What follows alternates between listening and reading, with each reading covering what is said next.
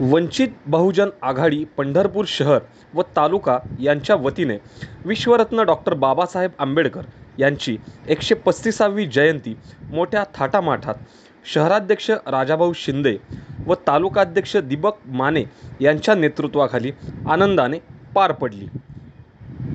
यावेळी पंढरपूर शहर पोलीस स्टेशनचे वरिष्ठ पोलीस निरीक्षक श्री दशरथजी वाघमोडे यांच्या हस्ते फोटो पूजन करून जयंती ही साजरी करण्यात आली।